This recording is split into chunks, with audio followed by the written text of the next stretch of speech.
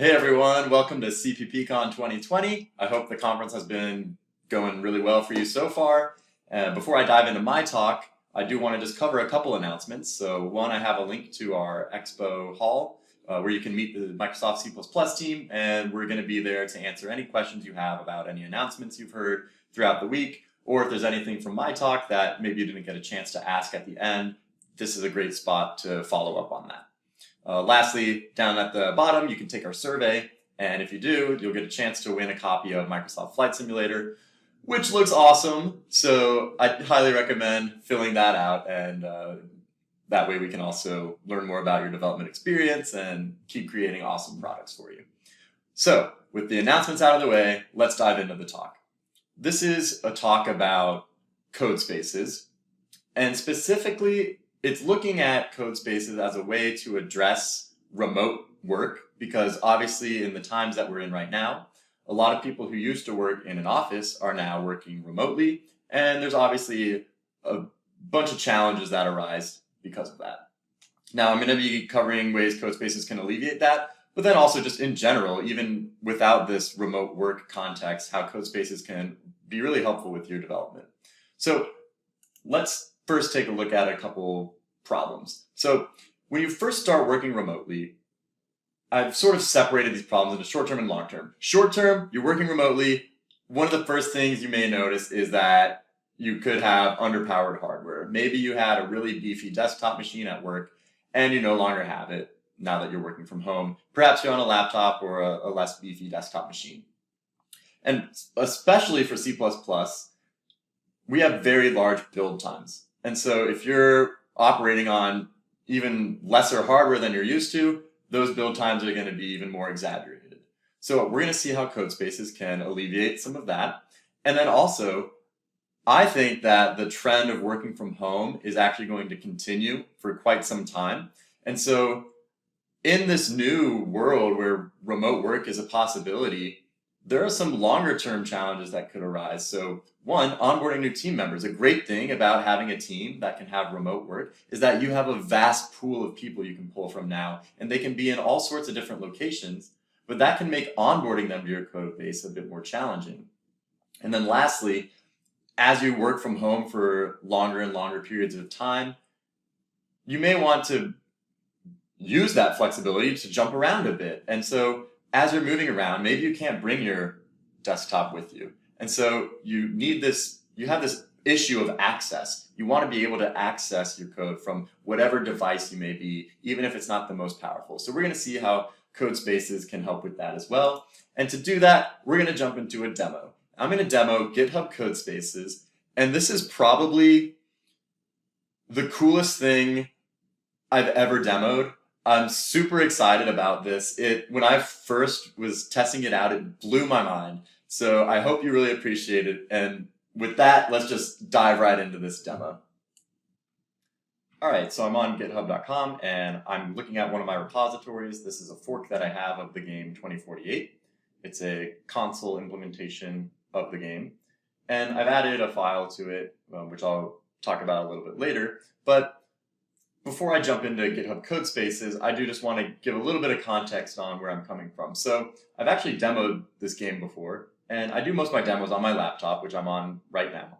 And to demo anything, I usually end up having to make some changes to my laptop, to my local environment. I have to install certain dependencies.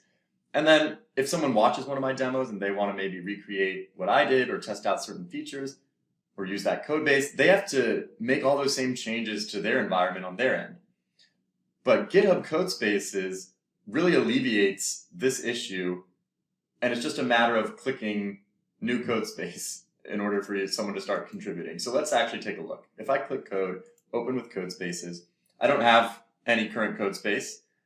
All I have to do is click new codespace, and now it's going to initialize it for me. It's going to set up the environment, get everything I need, all the dependencies. I don't have to worry about a thing.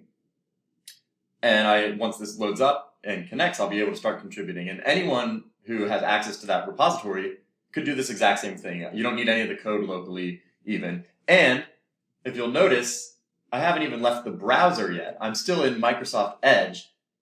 And VS Code has now loaded in the browser I don't even need VS Code locally. So anyone who has a browser even can connect to your code space, or can create a code space and connect to it and start contributing, which greatly increases the flexibility and the ease of access and the devices that you can use and connect from. So I'm getting a couple pop-ups on the side about wanting to configure my project. Yes, I do. Now choose a compiler. Okay. And so, yes, I always want to configure. I just clicked yes a couple times, and you can see that I don't want the insider stuff right now. Yes, I'll allow IntelliSense to configure. All right, but anyways, in the meantime, I just clicked OK a couple times, just missed a few pop-ups. But you can see that CMake generation is now done. I didn't have to do anything. Down at the bottom, I have this CMake tools extension, which I didn't have that before. It just got installed for me because the repository, if we look in this .dev container folder right here, this dev container JSON, we can see in this repo it says, hey, I want people to get the CMake tools extension and the C++ IntelliSense extension, and I want their environment to have a few things that I think everybody needs to be able to play and contribute with my project. So like G++, GCC, rsync, CMake, etc. So with all of that stuff, let's just go ahead and click build. Build starting. Everything's happening in the cloud. I don't even need VS Code locally, and it's done, just like that. I just clicked OK a couple times. So I literally went from clicking Create Codespace on github.com to building this project in like 20 seconds. And I'll even one-up that if I can just start debugging. Boom. So now within like 1 minute of clicking Create Codespace, I'm already now debugging this game. So let's click 1 and then 4 to get a board size, and I can start playing the game. So now I'm debugging the 2048 game in the browser with just a couple clicks of OK, and I didn't have to do any configuration. So anyone who has access to that repository can do the same thing. So I just think that it just still blows my mind. I hope you all are super excited about it. And I'm going to go ahead and switch over to the slide where I'm going to show you a link of where you can sign up to get into this public beta. All right, so in blue text here, I've highlighted some of the ways that Codespaces alleviates these problems that I had listed earlier. So for underpowered hardware, well, with Codespaces, your development environment is in the cloud, and the compute runs in the cloud, and it's all offloaded from your local machine. So your local hardware isn't nearly as important anymore. Then, when we look at access, well, all you need is a browser. You don't even need Visual Studio Code locally. You can just open up your browser and connect to your code space from there. And then if we combine the fact that we're offloading compute and we only need to support a browser locally, that means we can connect to our code base and our code space from a huge variety of devices. Now a tablet becomes a feasible device to contribute to a code base. You could, even in a pinch, connect from your phone. Lastly, we looked at the value prop of being able to automatically configure your environment. So if you have new team members, or maybe you've got an open source project and you want contributors to be able to very quickly onboard, well, with Codespaces, all they click is new code space, and all the environment configuration is done automatically, and they can create their own code space from your repository in just a matter of minutes. So I showed connecting to the GitHub code space with VS Code in the browser. You can also connect to it from VS Code in the public beta. And like I said, here's the link to that. You can just go there, maybe take a screen grab or whatever of this slide here and go to that link and get yourself signed up, and you can check it out. But some of you might be thinking, what if I don't use VS Code? What if I'm more of a Visual Studio person? Well, I'm glad you asked, because we now have an exciting new announcement of Visual Studio support for GitHub Codespaces. I'm going to show you a demo of it. You can sign up at that same link that I had on the previous slide, and that'll put you in a wait list to get into this Visual Studio support. But for now, let's dive into a demo of Visual Studio support for GitHub Codespaces. All right, so I've opened up Visual Studio 2019, and you'll notice that there's a new tab in the top here called Connect to a Codespace. And if I go ahead and click on that, It's going to load up my GitHub account here, which I've specified, and it's going to list out any code spaces that I currently have. I don't have any right now, so it's prompting me to create a new one. And all you have to do is just paste in the link to a GitHub repository. In this case, I'm going to use the game 2048. This is a fork that I have of that project. And you can also choose your instance type here. So in this case, I'm using an 8-core, 16GB RAM machine to power my code space. But you could select whatever power you feel is necessary for that online development environment hosted in the cloud. Lastly, you can specify a suspension time. So if I want my code base to suspend after 2 hours, I can do that. But choose whatever time best fits your needs, and that plays more into a pay for what you use kind of a model, pay for what you need. So with that, let's go ahead and just create our code space. All right, so this has opened up Visual Studio 2019, and you can see that the code space is being initialized right now. So what that means is that the repository is getting cloned, and that online development environment is being configured for me based on some specifications in the repository. Right now I'm connecting to the code space, but while that's happening, I want to explain a little bit about what we're seeing. So this is the familiar Visual Studio 2019 UI. And my laptop here is responsible for powering that UI, but everything else, all the other compute-heavy tasks are offloaded from my machine to my code space. So whatever cloud cores I have are going to be responsible for doing the bulk of the heavy lifting here, which is really nice because that frees up my local machine. And so you can see now the Solution Explorer is populated, and this is a CMake project. You can see that there's a CMake list txt right there.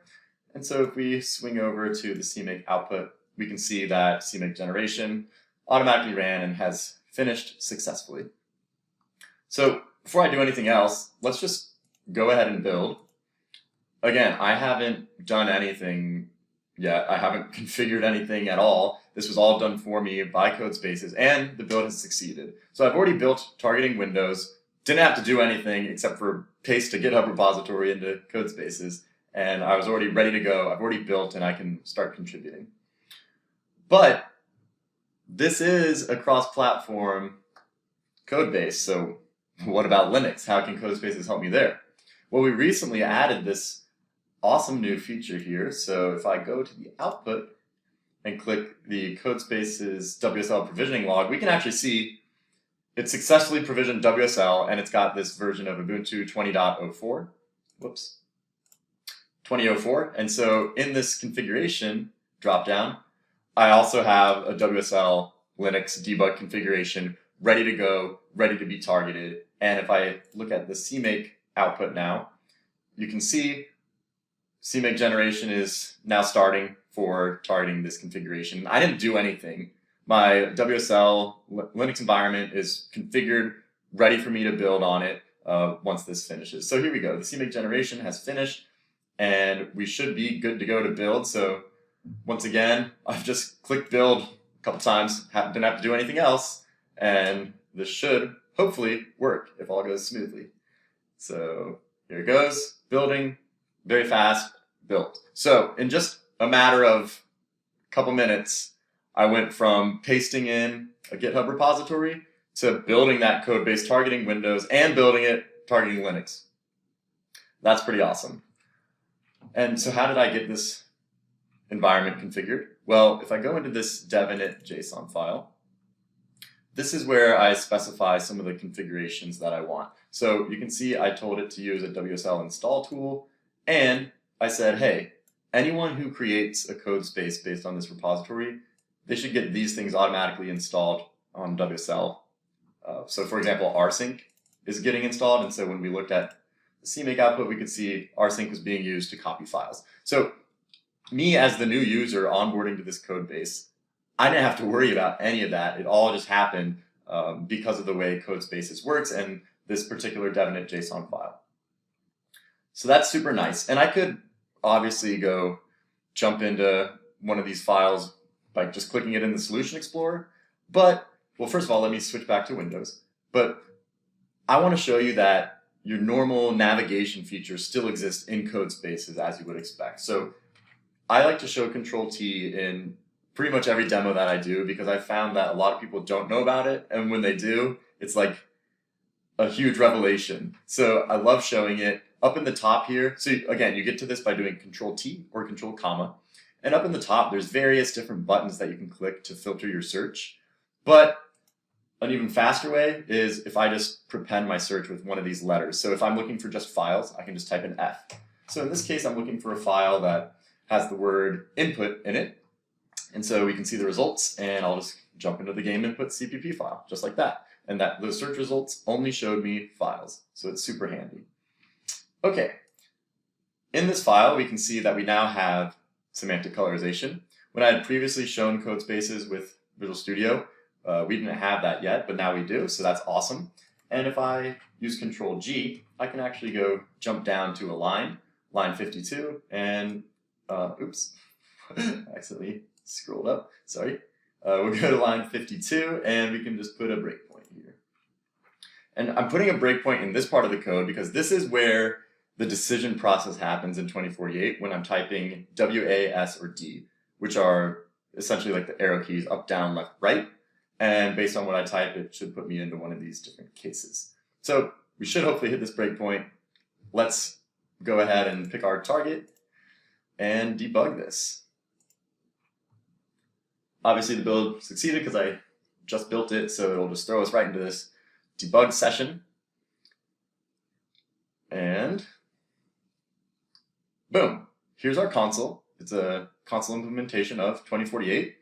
And what I want to point out here, though, is see this cursor that's sort of following mine? That's because this console is actually being appcast from my code space to my local machine so that I'm able to actually interact with it here. So for example, we can click 1 to start the game and then choose a board size. And now we're in the game 2048. And again, this is all just being cast to my local machine. The debugging, compute, and everything is happening in my code space, freeing up my local cores. So let's type a D, lowercase d right here, click enter. That should move all the numbers to the right, but obviously first we're going to hit this breakpoint where this decision process is happening. If I look in my locals window, which is available here in Codespaces, just as you would expect, we can see that the value of C, which is my input, is this D. But I do also want to show that I can hover over C and I can actually pin this data tooltip. It's a pretty nice feature, and if you want to move it, you can move it. So get it out of the way of your code and it'll stay there. And so I've actually pinned this value, and I said I should move to the right because that's a D. And so let's go ahead and continue and see what happens. Let me open our app back up. Invalid input, please try again. Okay, so we're having some sort of issue here. And what's actually pretty nifty about these tooltips is if I want, I can type a comment in here too. I can say like, invalid input. And you know, I'm thinking maybe it's because it needs to be uppercase, so I'll go ahead and put that in my comment as well. But let's stop the debugging session and see if we can actually fix this problem. D should not be an invalid input. So I said it should move right, so let's take a look at this. We can peek the definition. And looks like, oh, the value, the value of that is capital D. And what did I type? So, super nifty feature. I forgot what value I had in my debugging session, but I pinned it, and if you look in the margin here, if I hover over that pin, it actually shows me the value from my debugging session, and it even shows that comment that I had written there. So I can see, oh, I had typed a lowercase d. Let's address that. So instead of just switching on the user's input, let's make it so they are allowed to type uppercase or lowercase, and let's just upper that. Save it, and we should be good to go now. So now when I run this game, I should be able to use lowercase WASD keys without it causing any sort of an issue. So once again, this is being cast, and I'll just quickly get us back into the game board state. And now if I type like a lowercase d, it'll, oh, whoops, it'll hit the breakpoint because I forgot to get rid of that. Let's continue. So moved everything to the right, and I can just keep using the WASD keys, and everything's working as expected, and we're playing the game 2048 in Codespaces, and it's all working very nicely. Sweet. So let's exit that debug session for now. And now that we've addressed that error, let's suppose I want to keep coding. You can see I'm in my Windows configuration right now. And maybe I want to jump into like game CPP. In this file, we see that there is a lot of different pound includes up at the top here. And I'm in my Windows configuration. Maybe I'm in a Windows mindset right now. Even though this is a cross-platform repository, I'm perhaps not thinking about it. So I do something like windows.h, oops, there we go, windows.h. And what you'll notice is I now have a purple squiggle under this pound include. And it's saying, hey, you're writing a cross-platform application, like pay attention. WSL doesn't know about windows.h. This Linux debug configuration doesn't know about that. And so this would be a build error for that. And to get this, I didn't even have to build. All I had was this WSL configuration here that Visual Studio knows about. And so it's reminding me to remember that I'm doing this cross-platform work. And so in real time, as I'm editing my code like this, I can be conscious of that and make sure that I'm doing the right things. And in Codespaces, I didn't even have to do any of that provisioning myself, right? Like WSL got automatically provisioned for me. So I'm getting this platform-specific IntelliSense essentially for free. I didn't have to do any extra manual steps. I've shown this before on local Visual Studio, and I had to set up the connection to WSL or to a remote Linux environment on my own. But Codespaces handles all of that for you. It already creates that connection, that WSL configuration for you. And so if I were to switch to that, then as you would expect, that squiggle turns to red because now with my active configuration, which is the Linux debug, this would actually be an error, so it turns red. Awesome. So that's how Codespaces can get you ramped up to cross-platform development super quickly, and people joining your code base can really quickly start contributing. But this is a relatively small code base, so I want to continue to show even more benefits of Codespaces. And to do that, let's switch on over to one of my other Codespaces, and that's of the OpenCV repository, which is a very large C++ project. And the awesome thing about Codespaces is that I can actually have multiple connections to Codespaces open at the same time because my local cores are all freed up because everything's running in the cloud. And so my local machine doesn't get bogged down by having multiple instances open. So here's OpenCV, and this is a very large C++ project. You can see there's a bunch of different C++ files here. And what I want to show is build acceleration, but this first build that I'm doing is not accelerated, but I am targeting Linux. And in a previous talk, I showed build acceleration targeting Windows. So at CppCon, I want to show targeting Linux. And you can see the build is running. This is not accelerated, but this build above is getting accelerated. Now, this build is being accelerated because our development environment is in the cloud. So we're just taking advantage of these extra cloud cores to distribute that build and also take advantage of build output caching in order to get build acceleration here. Now, this is not going to be a part of the preview. I did just want to show it here to show you a direction that we could go, a direction that could make sense because of the fact that the development environment's in the cloud. But again, it won't be available in the preview. But with that being said, let's go ahead and swing back on over into the slides and do a recap of everything that we just saw. All right, so we saw how we can connect to a GitHub Codespace with Visual Studio and how the Codespace automatically can provision WSL2 for you, which makes onboarding to cross-platform repositories super simple. There's no manual configuration needed for Windows or Linux. All of that was done for me. I was able to build targeting both of those right out the gate.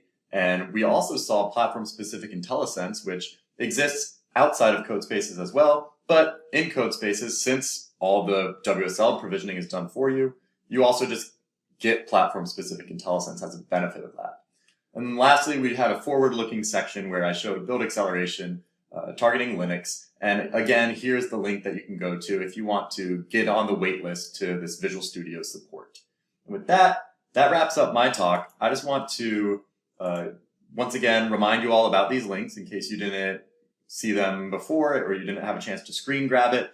Take a screenshot now, and there's a couple other slides that I want to rush through real quick. Here are the talks that we already had. Hopefully you got a chance to see some of those earlier in the week. If not, recommend checking these out for sure. And then today we had a few more talks, and on Friday, our team is also giving a talk, which you should definitely check out. All right. Thank you all so much. I think now we can transition to a little Q&A. I think we have a couple minutes. If not, definitely go to our expo hall and I will be there to answer any follow-up questions. Thank you all so much. All right. I think that's working, hopefully. Thanks for watching. It looks like there's a couple questions in the Q&A. All right. Is Codespaces and hosting available or plan to be available locally with no offsite hosting required for enterprise solutions? It's a really good question. It's not currently available for the GitHub service, but we are constantly listening to your all's feedback. So if this comes up a lot, then we will obviously consider that in the roadmap. But no, it's not currently available in the GitHub service. Is there a rough timeline for Codespaces becoming available in GitHub Enterprise? So we don't have an exact date, but roughly it is expected to GA sometime later this year. Can we switch compilers? So I showed in the dev.init JSON file that you can specify what compiler to get installed, but also if you're talking about just switching compilers in your project, you can do that in the configuration manager. There's a drop down in the top where I was showing WSL configuration and the x64 debug. Also in that drop down, there's a manage configurations button where you can go into there and you're able to choose what tool set to use and things like that. Have you ever tried running or debugging an app that uses OpenGL? So I think that's a graphics library. Great question. Right now, Codespaces, we aren't focused on like graphical applications. Our main focus for wave 1 is around console applications and library development. But like I said, this is just the first wave. So yes, we are trying to support more graphical applications and things like that in future waves of support. Is Codespaces in Azure going to go away? So another great question. Right now, you can sign into Codespaces with your Azure account. And yes, that's transitioning over to GitHub now through GitHub Codespaces, and that's going to be the new front door for that. There is a transition process where you can take your existing Codespace and do some tricks with mirroring and things like that to get it to work with the new GitHub Codespaces. But yeah, right now, yeah, we are transitioning over, so that would go away.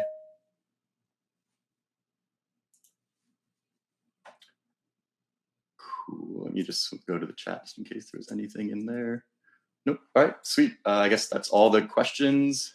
Pretty good timing. So if there's nothing else, then I guess that's the session. Thank you all.